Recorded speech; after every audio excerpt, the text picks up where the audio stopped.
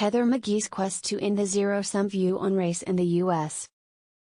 Heather McGhee was cooking dinner in her Brooklyn apartment in January as she opened a YouTube link to watch Joe Biden deliver his first speech on race as the president.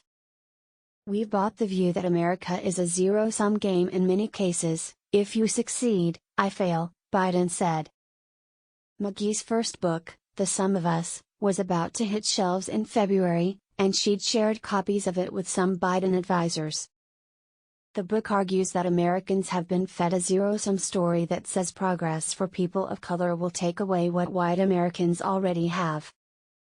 The logical extension of the zero-sum story is that a future without racism is something white people should fear, because there will be nothing good for them in it, she writes.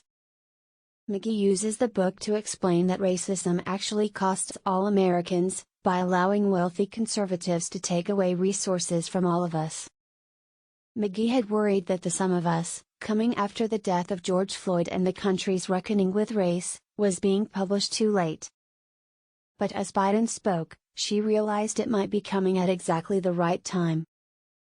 There, in her kitchen, she heard the President of the United States, an older white man, telling Americans that they shouldn't fear the success of Black people, using some of the very phrases she had used in her book. For her book, McGhee journeyed around the nation, interviewing people to illustrate how that zero-sum game hurts everyone. Why doesn't America have well-funded schools, good wages for everyone and low-cost health care?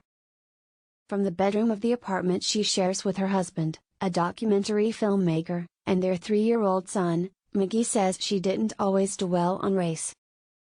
As she traveled the country researching her book, McGhee found the answer.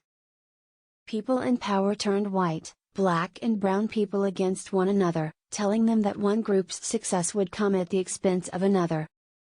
As a result, white people stopped supporting the government programs that enabled their prosperity as soon as access was expanded to Black people.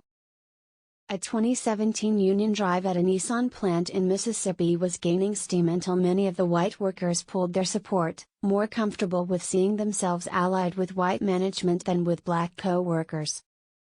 This pattern ends up hurting everyone, as Black families become the canaries in the coal mine, hurt by destructive policies that soon entrap the rest of America. Black and white workers at Nissan and other non-unionized places make less than their unionized counterparts. In a white classmate's boast of being socially liberal but fiscally conservative, she detected inherent stereotypes about whether Black people were deserving of the things white Americans had received for years. McGhee found exceptions, people and places who were trying to create racial solidarity. She still thinks about them today. These days, McGhee's morning begins with fighting with her 3-year-old son to put on pants and continues with 3 or 4 public appearances on Zoom, part of an ongoing virtual book tour. The pandemic has made her work accessible to more audiences who have time to attend an event online.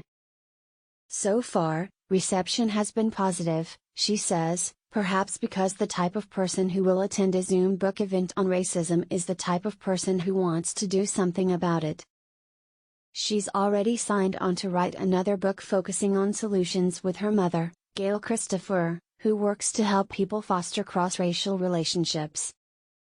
McGhee is cautiously optimistic that the current administration wants to help all Americans while still tailoring some policies to address historical wrongs. The American Rescue Plan, for example, provided billions of dollars for Black farmers to address systemic racism.